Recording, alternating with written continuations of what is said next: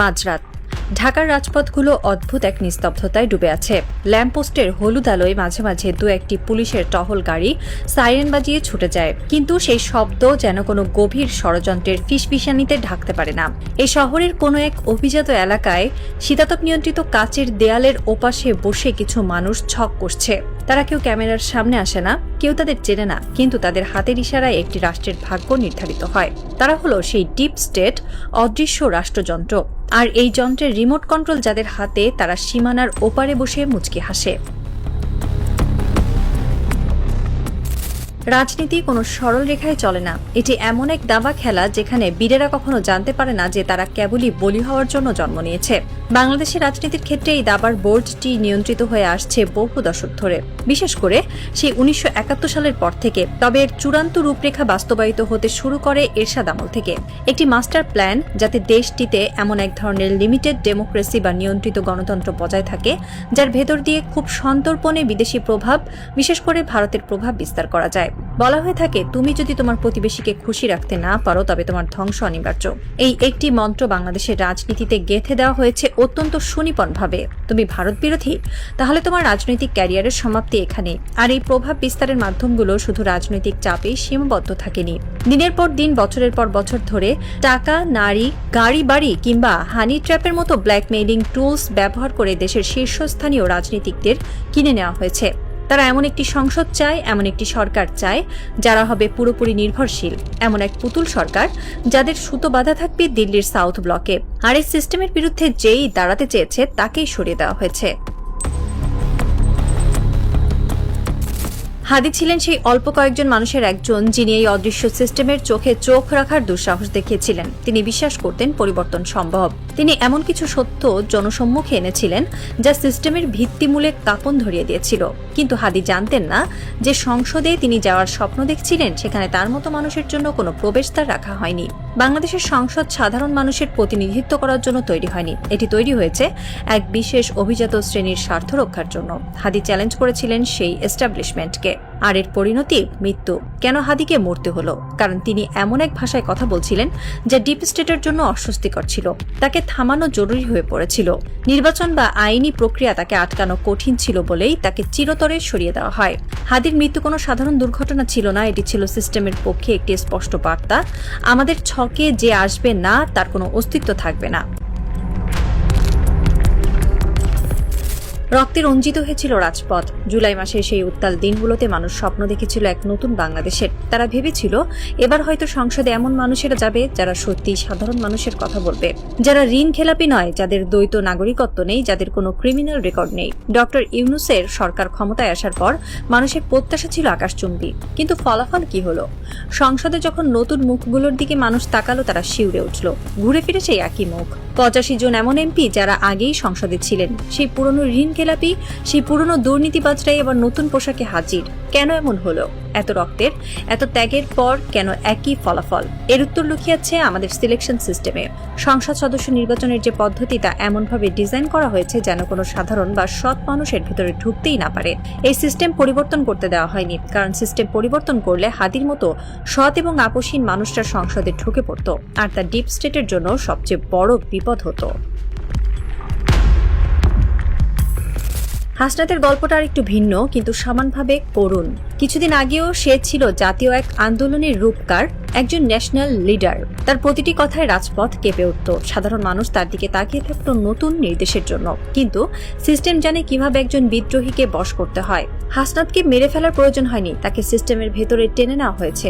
আজ হাসনাত 300 জন এমপির একজন।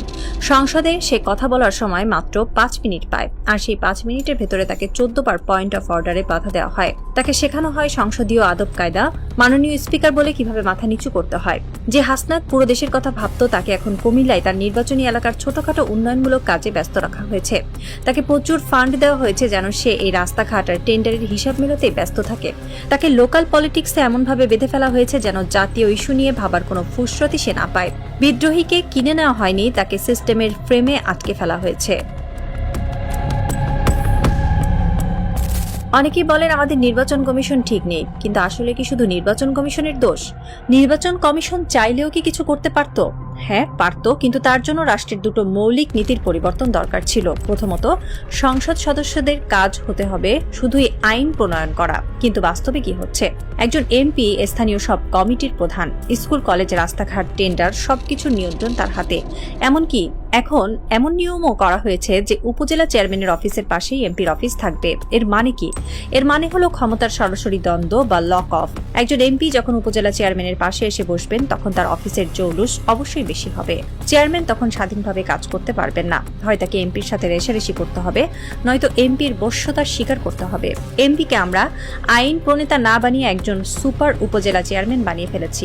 যতদিন এই সিস্টেম থাকবে ততদিন আপনি আমেরিকার নির্বাচন কমিশন এনে বসালেও এই দেশে কোনো কাজ হবে না। দ্বিতীয় যে জিনিসটি আমাদের ধ্বংস করছে তা হলো নির্বাচনের বাণিজ্যিকীকরণ।